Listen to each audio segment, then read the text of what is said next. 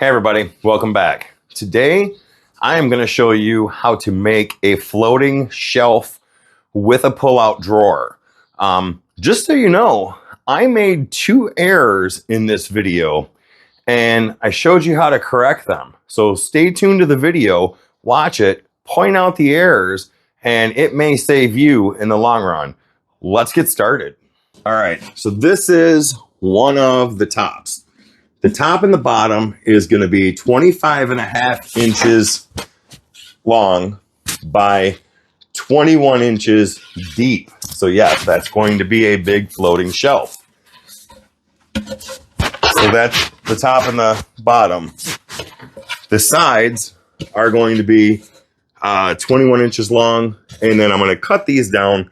My wife and I decided that we only need about a 6-inch depth to put in what we want to put in. So I'm going to go ahead and get these cut down to size for the sides and the back, and then start getting these put together. So I'm going to go over to the table saw, get that set up and get ready, and then I'll see you there. All right, so as I mentioned, I have from the inside tooth of the blade to the rip fence measured out at 6 inches because that's what I want my width to be.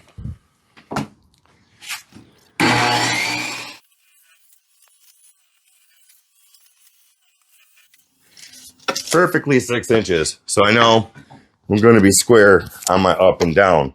So we're good on that. So now I'm going to head over back to the table, get the pocket hole jig set up, and then start getting these together. All right, so I got the Craig jig set up. This is 1/2 inch material. So I have the bit set to just shy of a 1/2 inch, and I'll show you that because I only have 1-inch screws, so I don't want to come out the other end. So I'm going to stop just shy, and hopefully that will still pull this together good enough where when I glue it, it'll be good. Should work. I don't doubt. It should work. Yeah, it should be good. Here we go.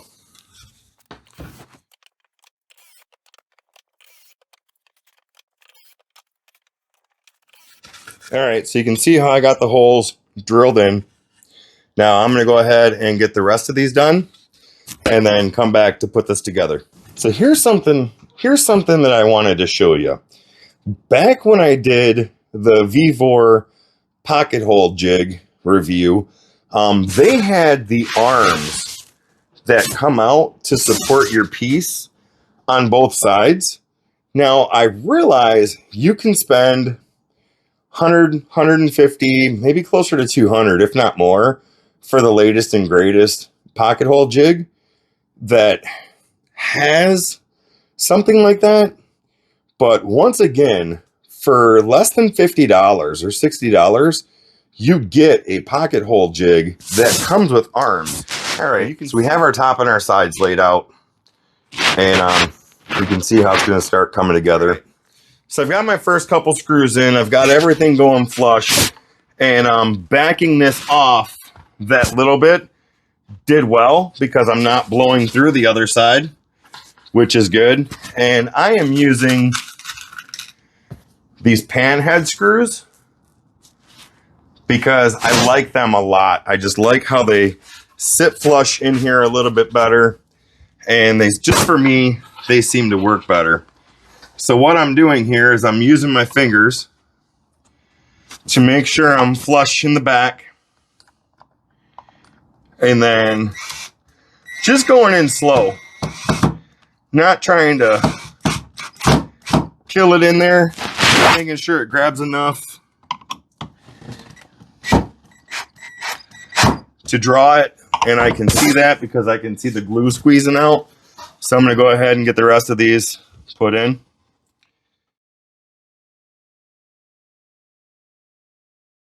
That I'm flush. So I'm going to go ahead, get the other side on, and get the back on, and be right back. So that is actually going to be our top. Couple reasons why. For one, I'm not going to be able to get in there with the Craig jig to put pocket holes up here once I put the lid on. And for 2, when I flip this over, this is going to be where my rails go for the drawer. So these pocket holes aren't going to be in the way. So what I'm going to end up doing is gluing this up with the bottom, throwing some brad nails in, which aren't going to be seen anyways because they're the bottom. So I'm going to get set up for that, and I'll show you that move, that step. Now I'm putting a bead of glue down on these rails. So when I get my top in place and I start to brad nail it in, it'll already be there.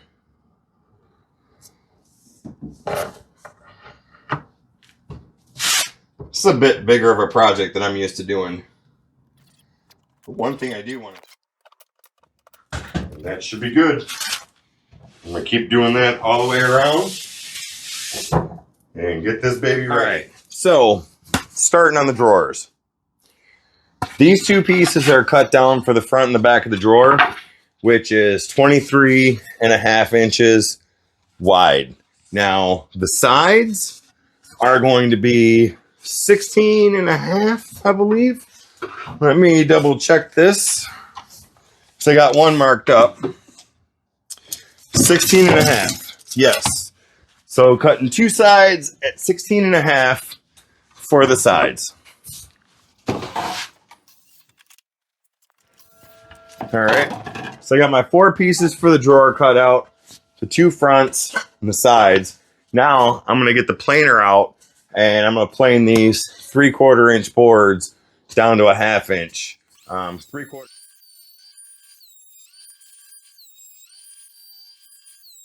All right. As you can see, I got the router table set up, so I'm getting ready to make my drawers. So one thing I want to point out when you're making the drawers is think about how you want them to go together. So today, I'm just going to rabbit out. Love doing rabbits, and for drawers, it's going to be great. But on your fronts, what you want to do is I go ahead and make a mark on the side, the bottom, and the other side, because my sides are going to fit in like this and get glued in. But then on the sides, it's probably confusing, I have what's going to be my bottom marked.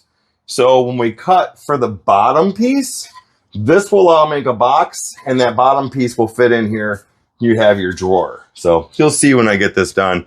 I'm going to go ahead and get these routed out, get them ready to glue up.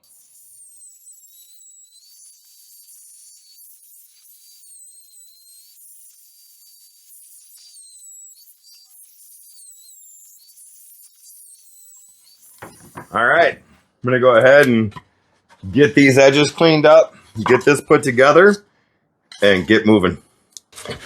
So I wanted to show you a repair I needed to do.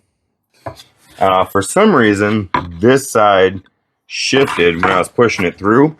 So it's thicker here. I can't get the board to sit flush. So I got one of my favorite chisels out. And what I'm going to do is just shaving some of this off just to get it in there flusher. Sometimes you gotta improvise and fix mistakes, which is fine, but I just wanted to show you this because we all make them. It's just a matter of how are we gonna fix them. At least the sides and the back of the drawers. So obviously, of course, I've talked about them enough. I have my PowerTech straps set up to help me get this put together. So I have said it before, I will say it again. I use these things for everything. Got the straps on, as you can see, holding it together nicely. Believe it or not, I've contacted PowerTech and said, hey, can we do something? Because I really push your product in my videos. And I was politely told that I'm not what they're looking for. But that's okay, because you know what? I'm still going to swear by these straps. But I'm going to go ahead and put a couple brads in just while I have these on here.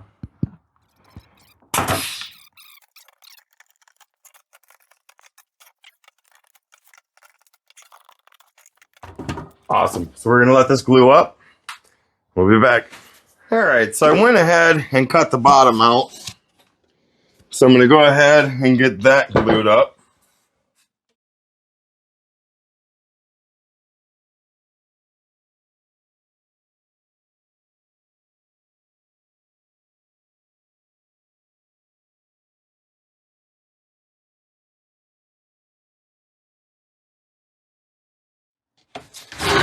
We're going to let this glue up. And then we'll get back to the hinges. So what I want to show you is mistakes can be made. And I'm filming this to show you what I did wrong. So when I made this drawer to go into this floating shelf, I accounted for the railings that's going to go on for the slides. But what I didn't account for is the about an inch I'm going to need for this to fit in for the slides. So what I'm getting at is you see the wheels, and on the other set, there's a set of wheels here and a track. Well, what I did was I made the drawer too tall and I can't fit over the wheels. So what I'm going to do is I'm going to take the tracks off. I'm going to go over to the table saw and I'm going to try and take off a 1/2 inch for the first pass to see if I can get enough room to slide this in.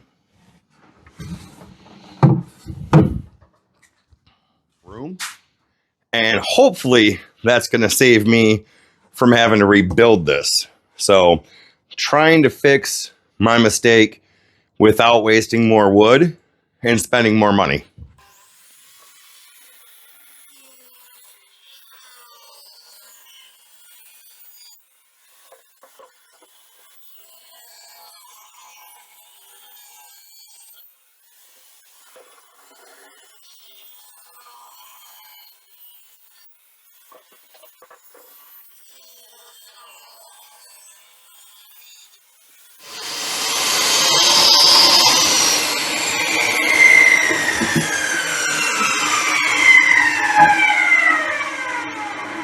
Well, as you can see, took a little off and it's still a square. So let's see if I can get these rails back on and get it to fit. A little nervous.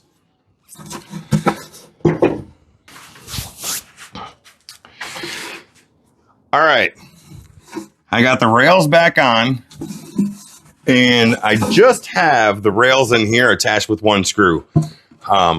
Just in case I need to make any adjustments. So let's see if this goes in now.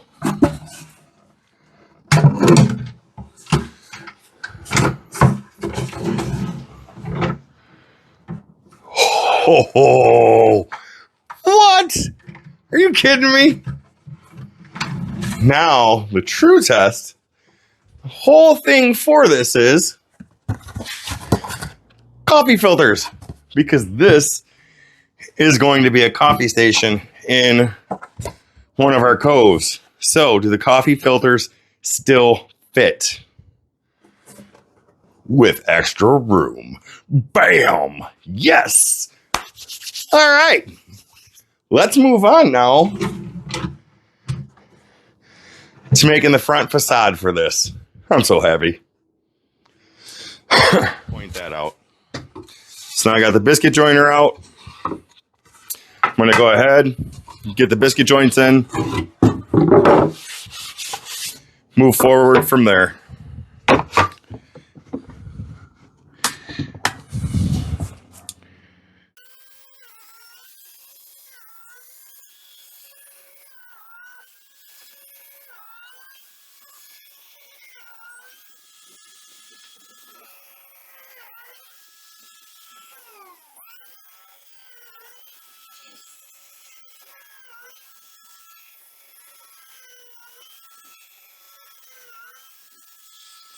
So evidently, somebody forgot to hit record. So I've got what's going to be the front glued up and ready to take set. So I'm going to set this aside for right now, let it glue up, and then start getting it cut down to size. Okay, y'all, the science experiment has started. I went ahead and got the cherry cut down to the size that I need, and now I have it, as you can tell, attached to the drawer. I've never made a drawer like this, so we're going to see how it comes out. But so far, it fits pretty good. I'm just waiting for the glue to dry, and then I'm going to throw some small screws in the back so they can't be seen, and then get a finish put on this front. That cherry is really looking good. You can hardly tell it's two pieces, and I like that. I like the grain. I think it's going to come out really good, this bad boy, and I cannot wait to see how this turns out. Now, like the rest of the project, basically what I did was I put some tung oil on it, because it is going to be a coffee bar. So we want it to be as food safe as we can. And of course, I want to keep it consistent. So tung oil it is on this project. And I don't think I'm going to be disappointed, especially in how it came out with the shelf. And the shelf is actually inside right now, kind of in its place, so we can line everything up. So the next thing you see after this dries, I'll show you. Look how that just darkened up. Oh my goodness. My goodness. And that grain. Look at the black grain just popping. Holy Jingawa. I think if you're watching this now, you need to put Jingawa in the comments, because I don't even know where I pulled Jingawa out at, but Jingawa. I don't know how to spell it. Come close.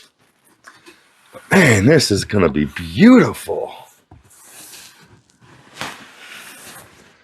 All right. I'm going to hit this end grain.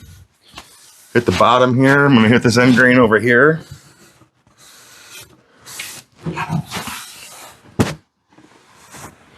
Nice. Let me move this so I don't spill it, because that will be a slippery mess. Let me get the top over here. Wow. This cherry is something else. I love cherry. I love cherry, working with cherry. It's beautiful. Even without those marks in it, it's still beautiful. But man, do they really pop. Holy Jingawa. Again, put Jingawa in the comments for me, because this is a Jingawa kind of day. All right, if you hear the chickens, I think they're starting to lay for the spring. That's going to be good news. But what I'm doing here is, this is the back. We're going to put a hole in here to have cords come through. So what I've done was, this is 25.5 inches wide. So at 12 3/4 inches, I put a mark for my center mark, and I came down from the back 1.5 inches. So we want this hole as close to the back as possible so it's not seen. So that's what I'm doing right now, just kind of lining up my hole, using this Forstner bit, and going with it.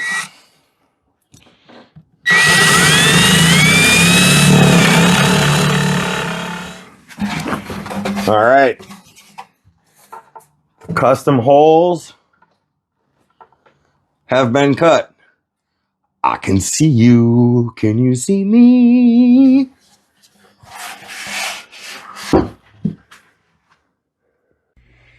All right, everybody. It's installed and it's floating. Here is the hole for the cords. Here is the beautiful drawer pull that my wife picked out, and yes, the drawer works. So thank you for watching, and I hope you enjoyed this video.